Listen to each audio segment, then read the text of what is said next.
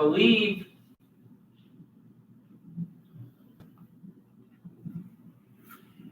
are we live? I believe we are. We are now live. We're now live. All right, this is the June 25th, 2020 meetings of the St. Lawrence County Industrial Development Agency Governance Committee, the St. Lawrence County Industrial Development Agency Local Development Corporation Governance Committee, the St. Lawrence County Industrial Development Agency Civic Development Corporation Governance Committee, and the St. Lawrence County Property Development Corporation Governance Committee. We are running the four governance committee meetings together for the simplicity and ease of viewing for the public and recording. When we make resolutions, we'll clarify for which organizations the resolutions are designed. And I will introduce, to my right is Lori Sibley, our Administrative Services Coordinator, and Lynn Levens, Chair of the Governance Committees, is here as well. He is also a board member of each of the organizations. Joining us remotely by phone, we have Mark Hall, a board member, and we have Ernie LaBath, a board member of all the organizations, and both of them are also governance committee members.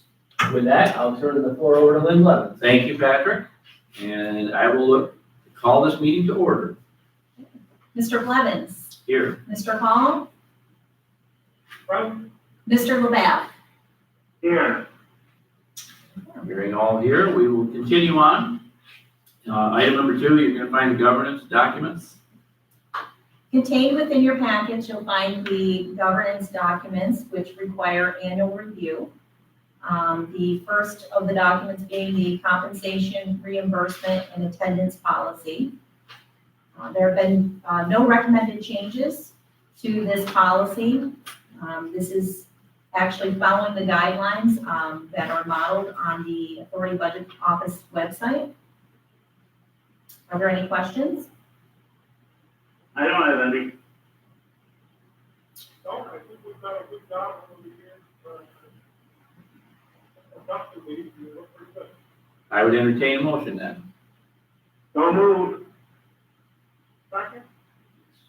Hearing that motion. We have a first by Ernie LaBath, LaBath. second by Mark Hall, and this is for each of the organizations. It's for all four organizations. Correct. They will be the same resolution for all four. Yes. Any more discussion on any of these resolutions? Hearing none, I put it to a vote. All in favor, aye? Aye. Aye. Opposed? Hearing none, the motion is carried. We'll move on to the next resolution. Whistleblower policies and procedures. Same thing here, there are no recommended changes. Again, an annual review of the policy and procedures for the whistleblower, following the model that we have that was given to us on the Authority's Budget Office website. Are there any questions? Move to accept. Ernie LaBath has moved to accept. Do I hear a second? A second? Mark Hall has seconded it. Any more discussion? Hearing none. All in favor? Aye? Aye. Aye. Aye. And again, Opposed? that covers each of the organization's policies. Thank you, Patrick. Once again, Patrick's spot on. That's all four agencies are covered with that resolution approval. It's carried. Next, we have a review of the Code of Ethics. That's a touchy one with me. I hear you. We can move that right to the floor if you want, Randy. That'd be the proper way to do this for all four. I so move. And Mark Hall, I heard him second that. He did? I did. And- I did. Okay. Okay, let's have discussion about that, because that is a very important one. When you get into number 1, no direction officer or employee, authority, except other employees will impair his or her independence of judgment with the exercise of his or her official duties. I think it's good to close, but can we stop somebody from accepting another employee? Well, my problem is you take other employment, when I was a legislator, or held office, if there's a conflict, all you did was abstain. It didn't mean you couldn't hold another position. Now, if this is the state board of levies, right? Not the county? This is our own, Which is modeled after the county? which is modeled after, this is modeled after. No, New York State. Yeah, this is modeled after the New York State Correct, model. it's modeled after the state. Okay.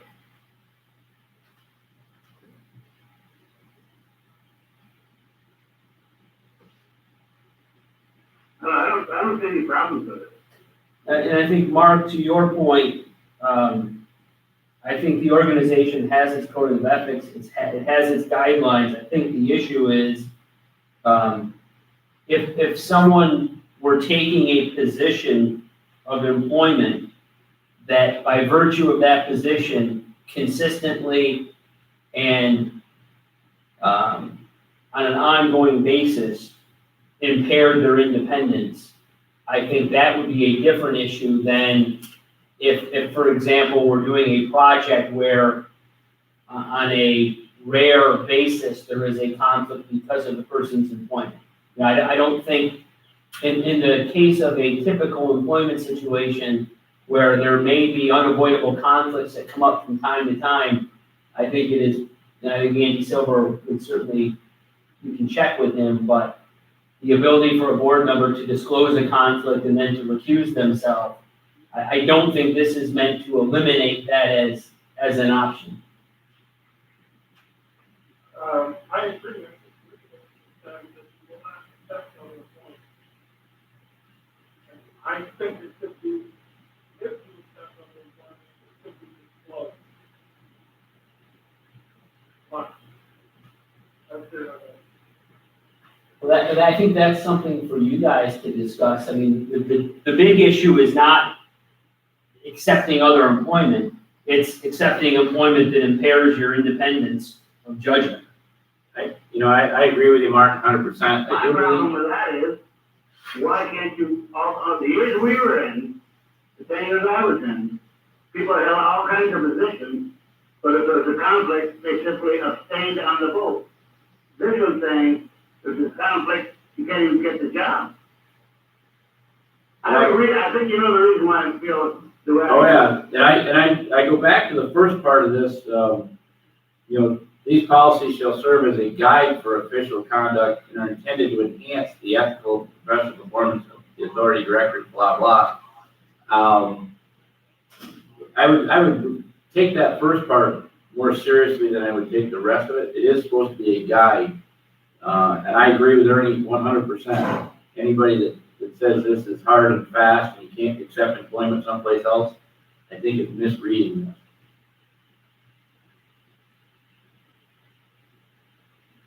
I'm good with that. Yeah, and again, I think, Mark, I think the key aspect of that is which will impair his or her independence of judgment. Right. So I'm glad that we I get don't know this, what kind of job that would be. right.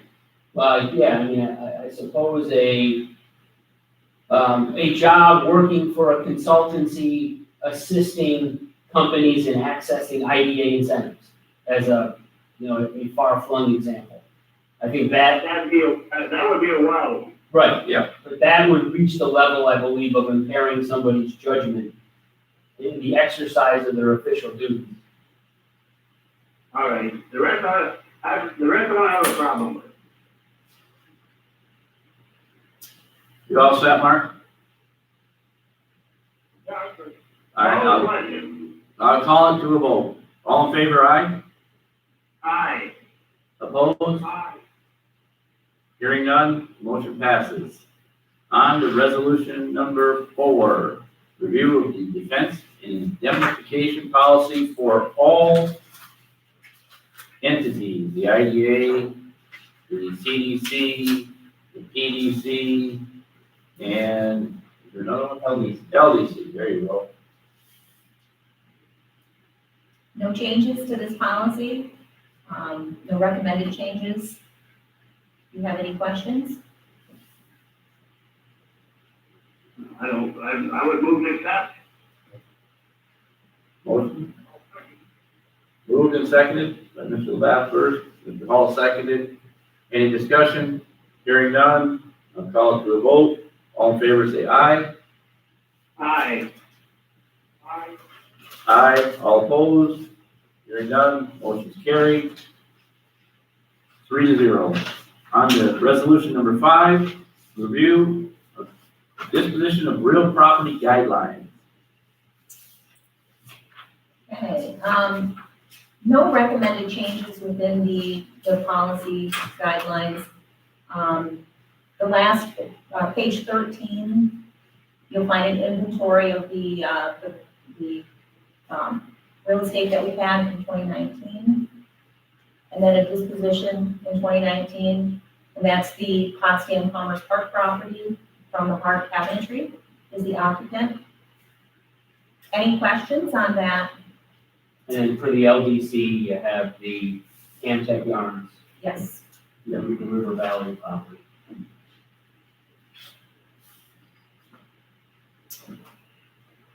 Did we move that already? I have not heard that being moved before. Mr. Hall?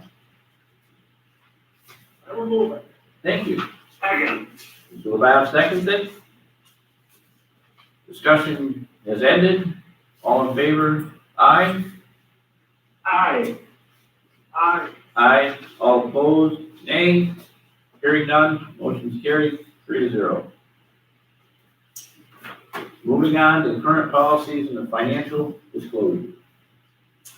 Okay, the annual statement of financial disclosure, this is pretty much routine. It's the same from last year. Again, this is consistent with the county's financial disclosure statement. Were there any questions on this? No. I I think they covered enough. I wonder, and I'm gonna say this, and you can't help but say it tongue in cheek.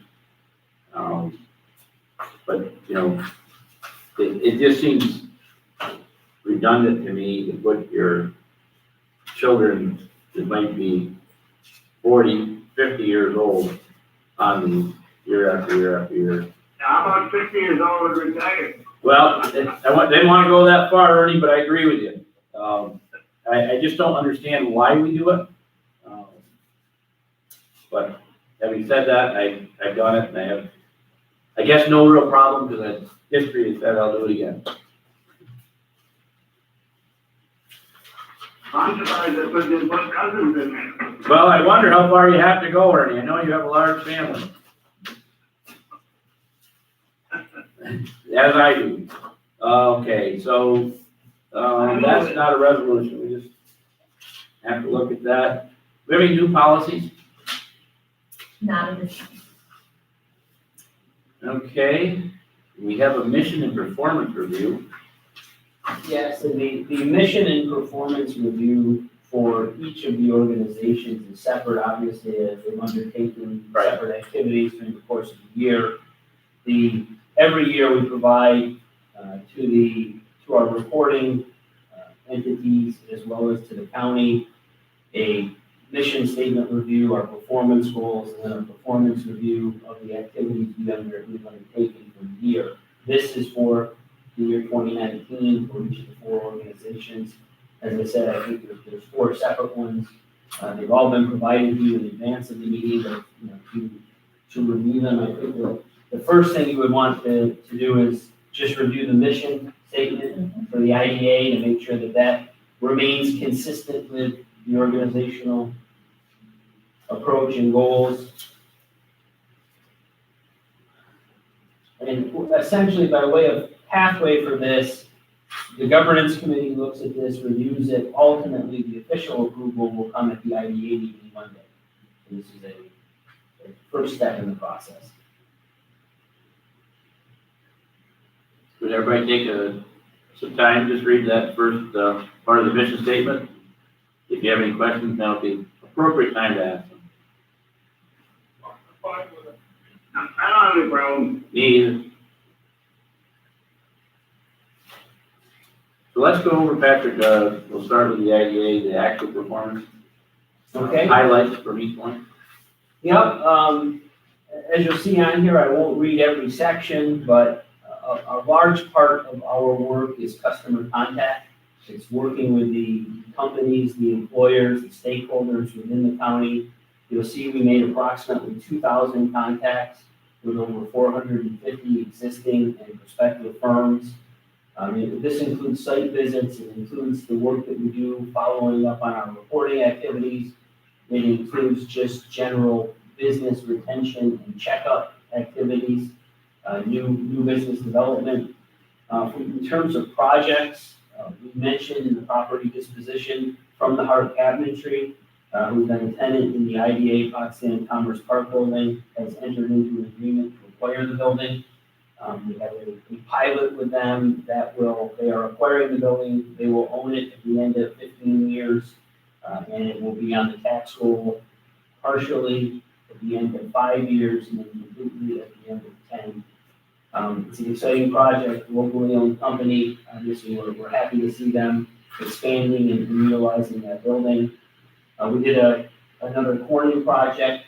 We've done a series of Corning projects helping them retain about 260 jobs at the local plant. In the last 5 years, through a series of IDA projects, Corning has added over 75,000 square feet of manufacturing and warehousing space at the plant. So obviously, the work that we do to retain and help expand the company of Corning stature is certainly important for all of us. We did the bond issuance for Community Preservation Partners for the Lawrence Ave apartment project in Potsdam. That was 6 residential buildings, 137 affordable multifamily housing units. The project ultimately was a $15,143,000 bond. Amtech Yarns, the other company that we mentioned in the property disposition report, we completed the pilot for Amtech. We didn't complete it, we finished, we put the pilot in place. Amtech's a subsidiary of a company from Cornwall. They make nylon fibers, so they've acquired from us the Lot 18 building in the Messina Industrial Park. As part of that project, there's an IDA pilot. We did the Quarry Potsdam project at Clarkson University, which is the old Snell Hall project. That pilot is been put in place. The work on that project has begun. Downtown revitalization, housing, mixed-use project, a key part of the landscape within the village of Potsdam. We're working with Arconic on a business park vision process, trying to recast the separate facilities in the Messina area into, rather than being separately located industrial facilities with excess industrial property that can be repurposed, looking at that whole area as a potential business and industrial park that has Arconic and Alcoa as initial tenants. There's some, yes, By the way, the people that live at Lawrence Avenue, yes, very, very happy. excellent. The apartments are beautiful, and they're done beautifully. Excellent. That is, that's seeing that kind of investment into the property is obviously a great step forward for that project, that whole housing facility. And to hear that it has made people happy is great. And we were excited as we worked through that project, and to see the tenants happy that's exactly the kind of outcome we look to hear. Thank you for sharing. Okay. Some other key projects that we continue to work on: Empire State Mines, outside of Governor, North American Forest Group, which is Pat Curran's Renewable Energy Sawmill project in Oswegatchie. Fockler continues to lease space from us in the Messina Industrial Park. There's a host of infrastructure-related activities that you'll see in the report. Site cleanup work at the J&L site, continuing work on the Newell property, working with the Workforce Development Institute on a number of workforce development and training activities. There was a fair amount of marketing and business development that was undertaken in 2019. So it was a busy year. Obviously, the landscape has changed dramatically from the end of 2019 to the second year of this review and the world around us right now. But that's an overview summary of what you have. Very good.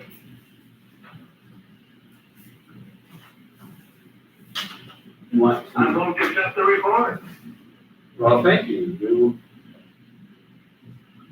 We'll accept that report, and then Mark seconded it. Mark seconded it, so we got both of them. And you want to go to another? Let's go right to the IDA LDC. LDC, yep. So this is a, mission and performance review for the IDA LDC. All right, again, the mission statement. This is, obviously, the work of the LDC is similar but different to the work of the IDA. The mission statement, therefore, is different. I had to just take a look at that and make sure that everybody's still comfortable with that mission. And this is something you review every year, so if there's something that you think needs to be tweaked, that can be discussed now, or it can be brought to the full IDA LDC, or it can remain the same.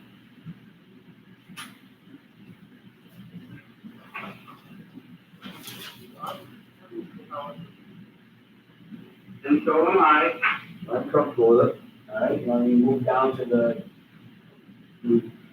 performance review. Performance goals. Yeah, the goals obviously follow the mission, same as is the case with the IDA, where in order to fulfill the mission statement, what are your goals? What are the performance objectives and activities that you'd like to accomplish?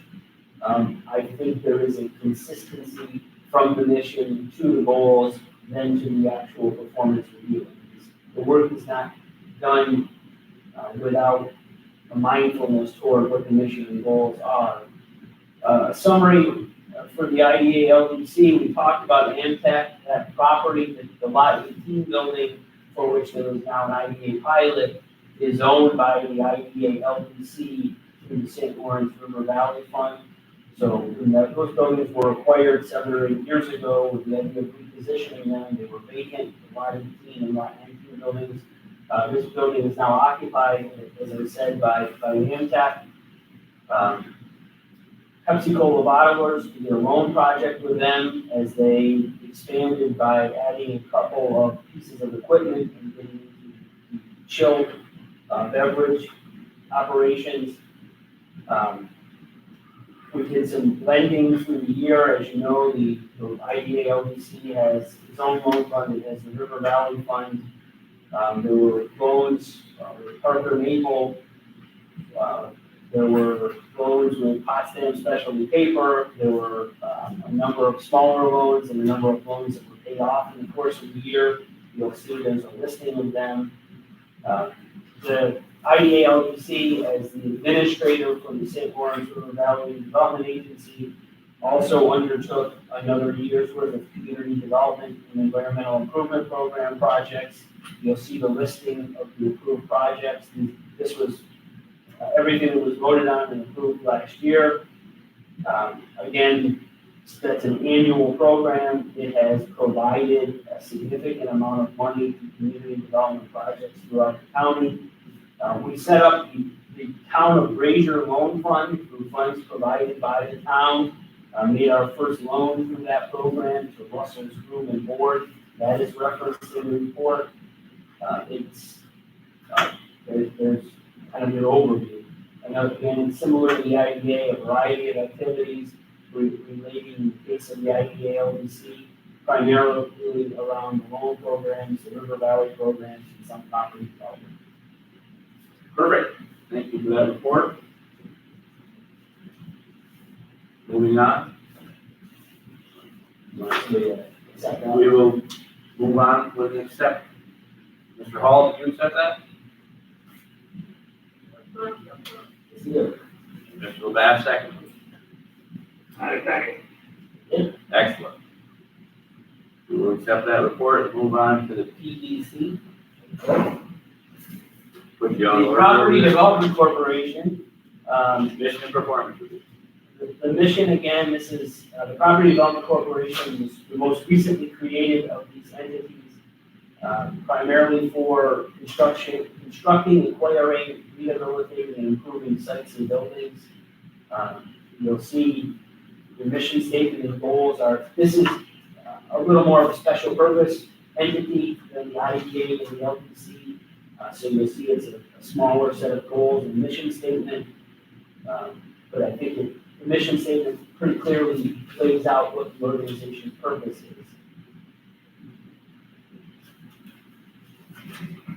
All right, Well, just that, okay. A second. We, as a committee, will accept that report. Well, lastly, the CEC. Performance and mission review.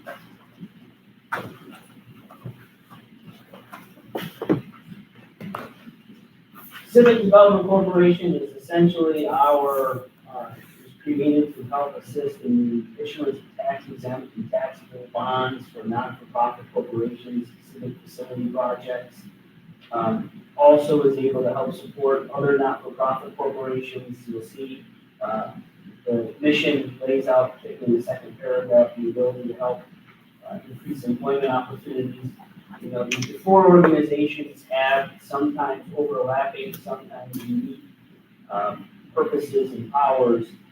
They all tie together toward the purposes of bettering the local economy and job opportunities for our residents. And that's laid out both in the statement, the mission statement, and in the performance goals for the CDC.